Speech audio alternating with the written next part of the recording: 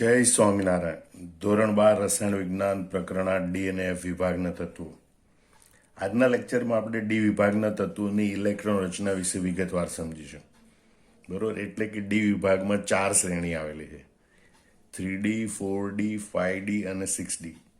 બરાબર, ચારે 4 શ્રેણીના તત્વોની ઇલેક્ટ્રોન રચના અને એ ઇલેક્ટ્રોન રચનામાં રહેલા અપવાદ વિશે ભણીશું. છેલ્લે સુધી વિડીયો જોવાનું ચૂકતા નહીં, કારણ કે એમાં જે ખાસ અપવાદ રચનાઓ આવે છે એ ઇલેક્ટ્રોન રચનાઓ યાદ રાખવી જોઈએ. એના પર આધારિત MCQ JEE નીટ ગુજકેટમાં વધારે પૂછાતા હોય છે. તો સૌથી પહેલા આપણે જોઈએ કે ભાઈ ડી વિભાગના તત્વોની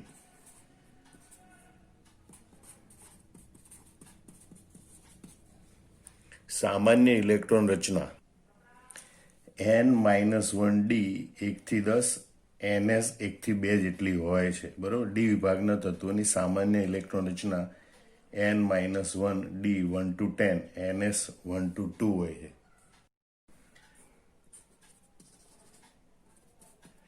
અહીં N-1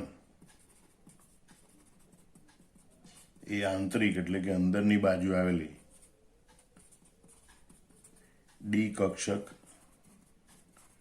દર્શાવે છે, જે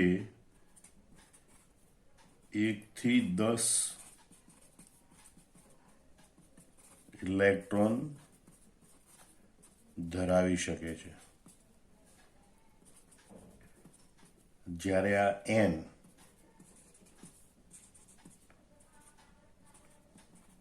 એ બાહ્યતમ કક્ષા દર્શાવે છે. બરોબર, બાહ્યતમ S કક્ષા દર્શાવે છે, જે 1 અથવા 2 ઇલેક્ટ્રોન ધરાવી શકે છે. એટલે અહીંયા N-1 એ આંતરિક ડી કક્ષક દર્શાવે છે, અને આ ડી કક્ષક છે એટલે એમાં 1 થી 10 ઇલેક્ટ્રોન ભરાઈ શકે. અને N એ બાહ્યતમ S કક્ષા દર્શાવે છે. બરોબર, બાહ્યતમ કક્ષા એમાં S કક્ષક દર્શાવે છે, જે 1 અથવા 2 ઇલેક્ટ્રોન ધરાવી શકે છે. ઇલેક્ટ્રોન રચનાનું આ સામાન્યીકરણ, બરોબર, એ ઘણા અપવાદ ધરાવે છે. એક્ઝેક્ટ આ રીતે ઇલેક્ટ્રોન રચના હોવી જોઈએ એવું હોતું નથી. એના મુખ્ય 2 કારણ છે. ક્રમશઃ જે ડી કક્ષકમાં ઇલેક્ટ્રોન ગોઠવાતા જવા જોઈએ એની જગ્યાએ ઘણી વખત ડી કક્ષક વધારે કે ઓછા ગોઠવાય છે, તો એ અપવાદરૂપ ઘટના કહેવાય. તો એના મુખ્ય 2 કારણ છે. એક તો N-1D કક્ષક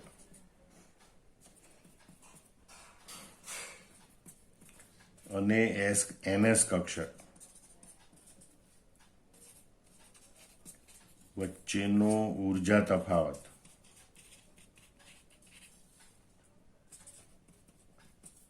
ઘણો ઓછો હોય છે, અને તેથી આ NS કક્ષકના ઇલેક્ટ્રોન છે એ N-1D કક્ષકમાં સ્થાનાંતરણ પામી શકે છે. બીજું, અર્ધપૂર્ણ ભરાયેલ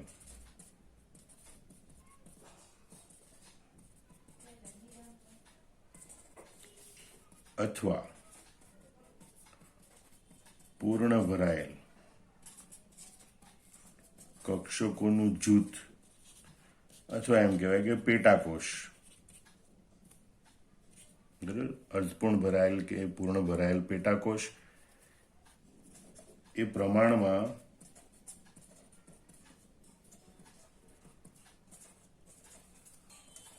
વધુ સ્થાયીતા ધરાવે છે. આ 2 કારણોને લીધે ઘણા તત્વોની ઇલેક્ટ્રોન રચનામાં અપવાદરૂપ ઘટના જોવા મળે છે. હવે આપણે પ્રથમ 3D સંક્રાંતિ શ્રેણી એટલે કે પ્રથમ સંક્રાંતિ શ્રેણીના તત્વોની ઇલેક્ટ્રોન રચના જોઈશું. તો પ્રથમ સંક્રાંતિ શ્રેણીના તત્વોમાં પરમાણુ ક્રમાંક 21 થી 30 સુધીના તત્વોનો સમાવેશ થાય. તો તત્વોની સંજ્ઞા યાદ રાખવા માટે પહેલા આપણે આવું સૂત્ર યાદ રાખીશું: સ્કેટી વેક્રોમેન. બરોબર, બેટમેન, સુપરમેન આપણો છે વેક્રોમેન, વેકરાવાળો માણસ એટલે વેક્રોમેન. સ્કેટી વેક્રોમેન ફેકો નિકુંજન, નિકુંજ અથવા તો નિકુંજન, બરોબર. સ્કેટી વિક્રોમેન ફે કો નિકુંજન. તો એના પ્રમાણે સ્કે એટલે સંજ્ઞા લખીશું એસી, બરોબર. ટી એટલે સંજ્ઞા લખીશું ટીઆઈ, વે એટલે સંજ્ઞા લખીશું વી, ક્રો એટલે સંજ્ઞા લખીશું સીઆર, મેન એટલે સંજ્ઞા લખીશું એમએન, ફે એટલે સંજ્ઞા લખીશું એફઈ, કો એટલે સંજ્ઞા લખીશું સીઓ, ની એટલે એનઆઈ, કુ એટલે સીયુ, જન એટલે ઝેડએમ, બરોબર. હવે જો એના નામ લખવાના થાય તો એના નામ લખતી વખતે સંજ્ઞામાં આપણે થોડો ફેરફાર કરીશું સૂત્રમાં. પહેલા 5 તત્વો માટે તો એમને જ જવા દઈશું, 6KT વેક્રોમેન, પણ અહીંયા લખીશું આકોનિકો ઝિંક, સ્કેટી વેક્રોમેન આકોનિકો ઝિંક, સ્કેટી વેક્રોમેન આકોનિકો ઝિંક. સ્કે એટલે પહેલું તત્વ છે સ્કેન્ડિયમ, બરોબર. ટી એટલે બીજું તત્વ છે ટિટેનિયમ, વે એટલે 23મું તત્વ, આ 21 પરમાણુ ક્રમાંક વાળું સ્કેન્ડિયમ, 22 પરમાણુ ક્રમાંક વાળું ટિટેનિયમ, 23 પરમાણુ ક્રમાંક વાળું વેનેડિયમ, 24 પરમાણુ ક્રમાંક છે સીઆર, એને આપણે કહીશું ક્રોમિયમ, મેંગેનીઝ. આ એફઈ લખેલું છે સંજ્ઞા માટે, પણ આ એટલે આયર્ન, લોખંડ, બરોબર. એ 26 નંબરનું તત્વ. 27 નંબરનું તત્વ સીઓ, કોબાલ્ટ. 28 નંબરનું તત્વ એનઆઈ, નિકલ. 29 નંબરનું તત્વ સંજ્ઞા સીયુ પણ એનું નામ છે કોપર. 30 નંબરનું તત્વ સંજ્ઞા ઝેડએન, નામ છે ઝિંક. સ્કેટી વેક્રોમેન આકોનિકો ઝિંક. હવે આપણે એની ઇલેક્ટ્રોન રચના જોવાની, બરોબર. તો એમાં પહેલેથી સ્ટાર કરી દઉં છું. 2 તત્વો છે, 24 નંબરનું તત્વ ક્રોમિયમ અને 29 નંબરનું તત્વ કોપર. એની ઇલેક્ટ્રોન રચના અપવાદરૂપ છે. બાકીના તત્વોમાં જે તત્વનો નંબર છે એ પ્રમાણે ડી કક્ષકમાં ઇલેક્ટ્રોન ગોઠવાય. સ્કેન્ડિયમનો પરમાણુ ક્રમાંક 21 છે, એટલે આર્ગોન કમ્પ્લીટ 18 ઇલેક્ટ્રોન એમાં ગોઠવાય, બરોબર. 4s2 3d1 આ પ્રકારની ઇલેક્ટ્રોન રચના થાય છે. Argon complete 4s2 3d1. હકીકતમાં ઇલેક્ટ્રોન ગોઠવાય પહેલા 4s કક્ષકમાં અને છેલ્લે 3d કક્ષકમાં, પણ જેવો ઇલેક્ટ્રોન 3d કક્ષકમાં ગોઠવાય એટલે બંનેની ઉર્જાનો તફાવત, એટલે કે ઉર્જા બદલાઈ જાય છે. 3d કક્ષકની ઉર્જા ઓછી થઈ જાય, એટલે પછી દર્શાવતી વખતે આપણે આમ લખાય આર્ગોન કમ્પ્લીટ 3d1 4s2, બરોબર. ડી કક્ષકમાં એક ઇલેક્ટ્રોન ઉમેરાતા જશે, એટલે પહેલો જ ઇલેક્ટ્રોન ડી કક્ષકમાં ઉમેરાનો એટલે 3d1, બરોબર, પહેલું તત્વ, એટલે આર્ગોન કમ્પ્લીટ 3d1 4s2. જો એની ઇલેક્ટ્રોન રચના વિસ્તારપૂર્વક લખવી હોય ઘણીવાર, કારણ કે અમુક બાબતો આયનોની ઇલેક્ટ્રોન રચના સમજવા માટે, અયુગ્મિત ઇલેક્ટ્રોનની સંખ્યા સમજવા માટે આપણે એ રીતે દર્શાવવાનું હોય. તો આપણે આ રીતે દર્શાવીએ કે આર્ગોન કમ્પ્લીટ પેલી 3d કક્ષક માટે 5 ખાનાવાળું કોષ્ટક અને આ 4s. તો 4s કક્ષકમાં 2 ઇલેક્ટ્રોન ગોઠવાય અને 3d કક્ષકમાં 1 ઇલેક્ટ્રોન ગોઠવાય. હવે આપણે ટિટેનિયમની ઇલેક્ટ્રોન રચના જોઈએ. આર્ગોન કમ્પ્લીટ, ડી કક્ષકમાં બીજો ઇલેક્ટ્રોન આવે એટલે 3d2 4s2, બરોબર. એને દોરવાનું હોય તો આપણે આવી રીતે દોરીશું. આર્ગોન કમ્પ્લીટ,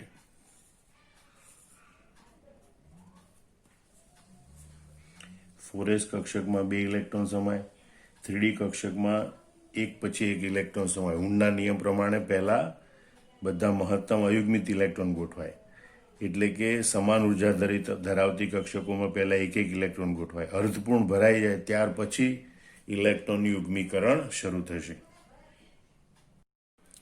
તો વેનેડિયમની ઇલેક્ટ્રોન રચના છે આર્ગોન કમ્પ્લીટ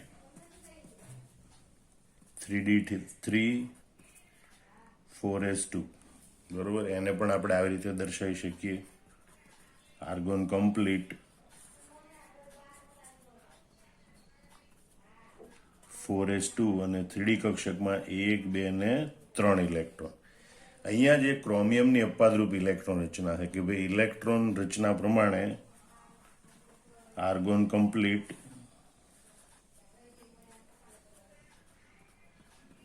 ફોરેસ કક્ષકમાં 2 ઇલેક્ટ્રોન ગોઠવાવા જોઈએ અને 3D કક્ષકમાં 1 2 3 4 ઇલેક્ટ્રોન ગોઠવાવા જોઈએ. પણ બંને કક્ષકો વચ્ચે ઉર્જાનો તફાવત ઓછો છે એટલે ફોરેસ કક્ષકના 2 ઇલેક્ટ્રોન પૈકી 1 ઇલેક્ટ્રોન 3D કક્ષકમાં સ્થાનાંતરણ પામે કે જેથી અર્ધપૂર્ણ ભરાયેલી એવી 3d5 અને વધુ સ્થાયી ઇલેક્ટ્રોન રચના પ્રાપ્ત થાય. એટલે 3D કક્ષકમાં 5 ઇલેક્ટ્રોન હોય અને ફોરેસ કક્ષકમાં 1 ઇલેક્ટ્રોન હોય અને માટે ક્રોમિયમની ઇલેક્ટ્રોન રચના અપવાદરૂપ આર્ગોન કમ્પ્લીટ 3d5 4s1 પ્રકારની જોવા મળે બરોબર, કારણ કે તેના કારણે વધુ સ્થાયી એવી 3d5 અર્ધપૂર્ણ પેટાકોષ રચના આપણને પ્રાપ્ત થાય. ત્યાર પછી આપણે જોઈએ મેંગેનીઝ. તો મેંગેનીઝમાં ડી કક્ષકમાં 5 ઇલેક્ટ્રોન હોવા જોઈએ એટલે 3d5 4s2 જેને આપણે આ રીતે દોરી શકીએ. આર્ગોન કમ્પ્લીટ 4s2 અને 3d5 1 2 3 4 અને 5. આયરનની ઇલેક્ટ્રોન રચના આર્ગોન કમ્પ્લીટ 3d6 4s2 થશે.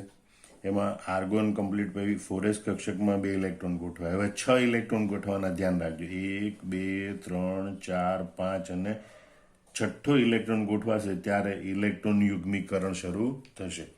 એ રીતે કોબાલ્ટની ઇલેક્ટ્રોન રચના આર્ગોન કમ્પ્લીટ 3d7 4s2 છે બરોબર, જેને આપણે આવી રીતે દર્શાવી શકીએ. આર્ગોન કમ્પ્લીટ ફોરેસ કક્ષકમાં 2 ઇલેક્ટ્રોન ગોઠવાય. 3D કક્ષકમાં 7 ઇલેક્ટ્રોન 1 2 3 4 5 6 અને 7 ઇલેક્ટ્રોન આવી રીતે ગોઠવી શકાય બરોબર. નિકલની ઇલેક્ટ્રોન રચના જોઈએ કે ભાઈ આર્ગોન કમ્પ્લીટ 3d8 4s2 બરોબર, જેને આપણે આવી રીતે દર્શાવીશું. આર્ગોન કમ્પ્લીટ આ 4s2 અને 3D કક્ષકમાં 8 ઇલેક્ટ્રોન ગોઠવાના એટલે 1 2 3 4 5 6 7 અને 8 3 ઇલેક્ટ્રોનનું યુગ્મીકરણ થશે. હવે અહીંયા આપણે જોઈએ કે કોપરની ઇલેક્ટ્રોન રચના માટે આ પ્રમાણે હોવું જોઈએ કે ભાઈ આર્ગોન કમ્પ્લીટ 3d9 4s2 બરોબર. પણ જો એક ઇલેક્ટ્રોન અહીંયા ફોરેસ કક્ષકમાંની સ્થાનાંતરણ પામે તો 3d10 પ્રકારની પૂર્ણ ભરાયેલી 3D પેટાકોષ પ્રાપ્ત થાય જેની સ્થાયીતા વધુ હોય. અને એટલે કોપરમાં ફોરેસ કક્ષકનું એક ઇલેક્ટ્રોન 3D કક્ષકમાં સ્થાનાંતરણ પામે એટલે 8 ઉપરાંત એક 9 હોવું જોઈએ એને બદલે 10 ઇલેક્ટ્રોન થાય. 1 2 3 4 5 6 7 8 9 10 આમ 3D કક્ષક છે એ સંપૂર્ણ ભરાયેલી પ્રાપ્ત થાય જેની સ્થાયીતા વધુ હોય, ત્યારે ફોરેસ કક્ષકમાં એક ઇલેક્ટ્રોન બાકી રહે. અને માટે કોપરની ઇલેક્ટ્રોન રચના એ અપવાદરૂપ ઇલેક્ટ્રોન રચના છે. આર્ગોન કમ્પ્લીટ 3d10 4s1 બરાબર, જે આર્ગોન કમ્પ્લીટ 3d9 4s2 કરતાં વધુ સ્થાયી ઇલેક્ટ્રોન રચના છે. માટે કોપરની ઇલેક્ટ્રોન રચના આ પ્રમાણે પ્રાપ્ત થાય છે. ઝિંકની ઇલેક્ટ્રોન રચના જોઈએ તો આર્ગોન કમ્પ્લીટ 3d10 4s2 બરોબર, જેને આપણે આ રીતે દર્શાવીશું. આર્ગોન કમ્પ્લીટ ફોરેસ કક્ષકમાં 2 ઇલેક્ટ્રોન ગોઠવાય અને 3D કક્ષકમાં 10 ઇલેક્ટ્રોન 1 2 3 4 5 6 7 8 9 10. તો આ રીતે 3D સંક્રાંતિ શ્રેણીના તત્વોના નામ અને સંજ્ઞા યાદ રાખવાના અને એની ખાસ ઇલેક્ટ્રોન રચનાઓ યાદ રાખવાની. અપવાદરૂપ ઇલેક્ટ્રોન રચના ક્રોમિયમ અને કોપરની છે. એની ઇલેક્ટ્રોન રચના હોવી જોઈએ આર્ગોન કમ્પ્લીટ 3d4 4s2, એને બદલે ક્રોમિયમની ઇલેક્ટ્રોન રચના હોય છે 3d5 4s1. એ રીતે કોપરની ઇલેક્ટ્રોન રચના હોવી જોઈએ 3d9 4s2, એને બદલે એની ઇલેક્ટ્રોન રચના હોય છે આર્ગોન કમ્પ્લીટ 3d10 4s1. હવે આ ઇલેક્ટ્રોન રચના પર આધારિત કેટલાક અગત્યના કારણો આપણે જોઈ લઈએ. આવી રીતે પૂછાય કે સમજાવો કે ક્રોમિયમ અને કોપર અપવાદરૂપ ઇલેક્ટ્રોન રચના ધરાવે છે, અથવા એમ પૂછાય કારણ આપો ક્રોમિયમની ઇલેક્ટ્રોન રચના 3d4 4s2 ને બદલે 3d5 4s1 હોય છે. કારણ આપો કોપરની ઇલેક્ટ્રોન રચના 3d9 4s2 ને બદલે 3d10 4s1 હોય છે. તો સામાન્ય રીતે ક્રોમિયમનો પરમાણુ ક્રમાંક 24, બરોબર, એટલે જે ઇલેક્ટ્રોન ગોઠવણીના નિયમો જોઈએ તે પ્રમાણે એની ઇલેક્ટ્રોન રચના આર્ગોન કમ્પ્લીટ 3d4 4s2 હોવી જોઈએ. મતલબ કે આર્ગોન સુધીની ઇલેક્ટ્રોન રચનામાં 18 ઇલેક્ટ્રોન ગોઠવાય, પછી 2 ઇલેક્ટ્રોન 4s કક્ષકમાં ગોઠવાય, 4s કક્ષક સંપૂર્ણ ભરાઈ જાય ત્યાર પછી ઇલેક્ટ્રોન વધ્યા 4 ઇલેક્ટ્રોન એ 3d કક્ષકમાં ગોઠવાય. માટે એની ઇલેક્ટ્રોન રચના આર્ગોન કમ્પ્લીટ 3d4 4s2 હોવી જોઈએ, બરોબર. પણ અહીંયા આ 3d અને 4s કક્ષકો છે એની વચ્ચે ઉર્જાનો તફાવત ઓછો હોય છે, અને એટલે 4s કક્ષકનો એક ઇલેક્ટ્રોન આ 3d કક્ષકમાં સ્થાનાંતરણ પામે, બરોબર. તો આ પ્રમાણેની વધુ સ્થાયી એવી અર્ધપૂર્ણ ભરાયેલી 3d5 પેટાકોષ રચના પ્રાપ્ત થાય. અને આવી વધુ, કારણ કે કોઈ પણ પ્રણાલી છે વધુ સ્થાયી પ્રાપ્ત કરવાનું વલણ ધરાવે, બરોબર. અને એટલે જ આ 4s કક્ષકનો એક ઇલેક્ટ્રોન 3d કક્ષકમાં સ્થાનાંતરણ પામે છે, એના પ્રમાણમાં વધુ સ્થાયી એવી અર્ધપૂર્ણ ભરાયેલ 3d5 પેટાકોષ રચના આપણને પ્રાપ્ત થાય છે. અને માટે જ એમ કહી શકાય કે ભાઈ ક્રોમિયમની ઇલેક્ટ્રોન રચના 3d5 4s2 ને બદલે 3d5 4s1 હોય છે. એ જ રીતે આપણે કોપર માટે જોઈએ તો કે ભાઈ કોપરનો પરમાણુ ક્રમાંક 29 છે. માટે ઇલેક્ટ્રોન ગોઠવણીના નિયમો પ્રમાણે તેની ઇલેક્ટ્રોન રચના આર્ગોન કમ્પ્લીટ 3d9 4s2 હોવી જોઈએ. આર્ગોનમાં 18 ઇલેક્ટ્રોન ગોઠવાય, પછી 4s કક્ષકમાં 2 ઇલેક્ટ્રોન ગોઠવાય, બાકી વધ્યા 9 ઇલેક્ટ્રોન 3d કક્ષકમાં ગોઠવાય. એટલે ઇલેક્ટ્રોન રચના આર્ગોન કમ્પ્લીટ 3d9 4s2 હોવી જોઈએ. આ પ્રમાણેની ઇલેક્ટ્રોન રચના હોવી જોઈએ. પણ અહીંયા પણ 3d અને 4s કક્ષક વચ્ચે ઉર્જાનો તફાવત ઘણો ઓછો હોય છે. એટલે 4s કક્ષકનો એક ઇલેક્ટ્રોન આ 3d કક્ષકમાં સ્થાનાંતરણ પામે તો વધુ સ્થાયી એવી પૂર્ણ ભરાયેલી 3d10 પ્રકારની ઇલેક્ટ્રોન રચના પ્રાપ્ત થાય, બરોબર. અને કોઈ પણ પ્રણાલી સ્થાયીતા વધુ પ્રાપ્ત કરવાનું વલણ ધરાવે, અને એટલે જ, બરોબર, 3d10 4s1 પ્રકારની ઇલેક્ટ્રોન રચના પ્રાપ્ત થાય. ફરીથી જોઈ લો કે 3d અને 4s કક્ષકો વચ્ચે ઉર્જાનો તફાવત ઘણો ઓછો હોય છે. તેથી 4s કક્ષકનો એક ઇલેક્ટ્રોન 3d કક્ષકમાં સ્થાનાંતરણ પામે, અને પરિણામે આપણને પ્રમાણમાં વધુ સ્થાયી પૂર્ણ ભરાયેલી 3d10 રચના પ્રાપ્ત થાય છે. અને માટે જ કોપરની ઇલેક્ટ્રોન રચના નીચે મુજબ હોય છે: આર્ગોન કમ્પ્લીટ 3d10 4s1, બરોબર. આમ આપણે કહી શકીએ કે ભાઈ કોપરની ઇલેક્ટ્રોન રચના એ 3d9 4s2 ને બદલે 3d10 4s1 હોય છે. બીજું આપણે એક કારણ જોઈએ કે ભાઈ સમજાવો કોપર અને ઝિંક બંનેની ઇલેક્ટ્રોન રચનામાં 3d10 હોય છે, એટલે કે ડી કક્ષક સંપૂર્ણ ભરાયેલી હોય. છતાં કોપરને સંક્રાંતિ તત્વ ગણવામાં આવે છે, પરંતુ ઝિંકને સંક્રાંતિ તત્વ ગણવામાં આવતું નથી. તો સંક્રાંતિ તત્વની વ્યાખ્યા પહેલા આપણે સમજી લઈએ.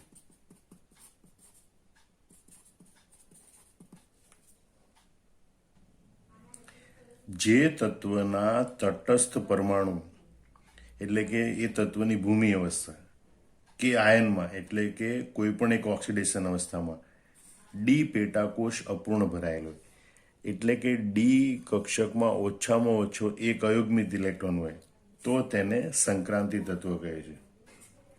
હવે આપણે જોઈએ કે ભાઈ કોપર પરમાણુ ક્રમાંક 29ની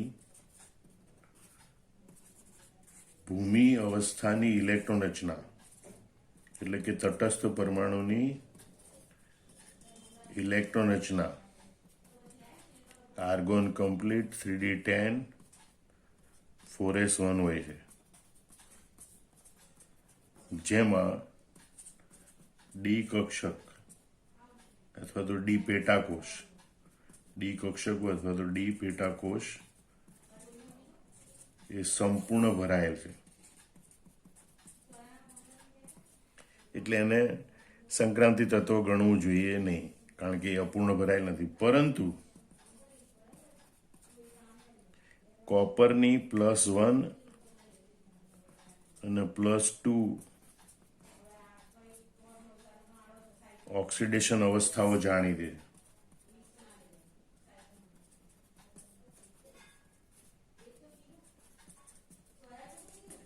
જેમાં Cu2+ ની ઇલેક્ટ્રોન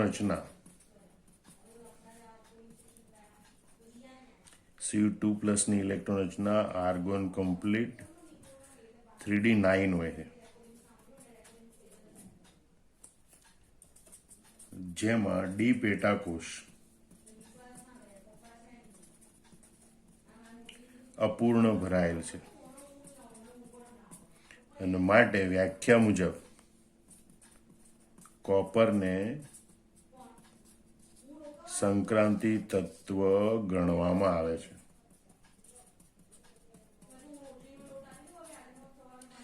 હવે આપણે ઝિંકની વાત કરીએ. ઝિંકનો પરમાણુ ક્રમાંક 30 ની ભૂમિ અવસ્થાની ઇલેક્ટ્રોન રચના આર્ગોન કમ્પ્લીટ 3d10 4s2 છે. તેની માત્ર એક જ જાણીતી ઓક્સિડેશન અવસ્થા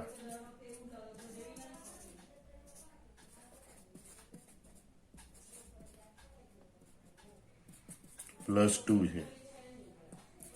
એ Zn2+ ની ઇલેક્ટ્રોન રચના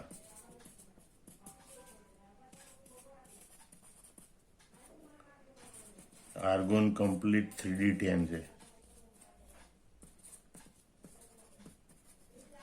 આમ ભૂમિ અવસ્થા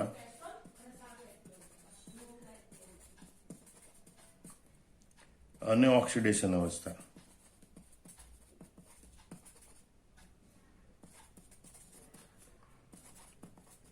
બંનેમાં ડી કક્ષકો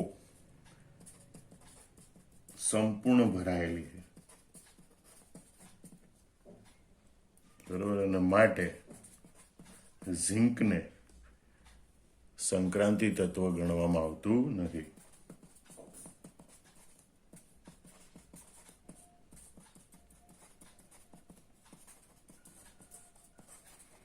એટલે તમને આ કારણ પૂછી શકે, બરોબર, કે ભાઈ કોપર અને ઝિંકની બંનેની ભૂમિ અવસ્થાની ઇલેક્ટ્રોન રચનામાં ડી કક્ષક સંપૂર્ણ ભરાયેલી, છતાં કોપરને સંક્રાંતિ તત્વ ગણવામાં આવે છે પરંતુ ઝિંકને સંક્રાંતિ તત્વ ગણવામાં આવતું નથી. તો વ્યાખ્યા પ્રમાણે જો ભાઈ કોપરની ભૂમિ અવસ્થાની ઇલેક્ટ્રોન રચના argon complete 3d10 4s1 d કક્ષક સંપૂર્ણ ભરાયેલી એટલે એને સંક્રાંતિ તત્વ ગણવું જોઈએ નહીં. પણ કોપરની જાણીતી ઓક્સિડેશન અવસ્થાઓ +1 અને +2 છે. એમાં Cu2+ છે એની ઇલેક્ટ્રોન રચના આર્ગોન કમ્પ્લીટ 3d9 હોય, જેમાં ડી પેટાકોષ અપૂર્ણ ભરાયેલ છે અને માટે કોપરને સંક્રાંતિ તત્વ ગણવામાં આવે. જ્યારે ઝિંક તત્વ માટે જોઈએ તેની ભૂમિ અવસ્થાની ઇલેક્ટ્રોન રચના આર્ગોન કમ્પ્લીટ 3d10 4s2 અને એની એક જ સ્થાયી ઓક્સિડેશન અવસ્થા +2 છે, Zn2+. એની ઇલેક્ટ્રોન રચના આર્ગોન કમ્પ્લીટ 3d10 છે. બરોબર. આ ભૂમિ અવસ્થામાં અને એકમાત્ર ઓક્સિડેશન અવસ્થા બંનેમાં ડી કક્ષકો સંપૂર્ણ ભરાયેલી છે અને જો ડી કક્ષક સંપૂર્ણ ભરાયેલી હોય તો એને સંક્રાંતિ તત્વ ગણી શકાય નહીં. માટે ઝિંકને સંક્રાંતિ તત્વ ગણવામાં આવતું નથી.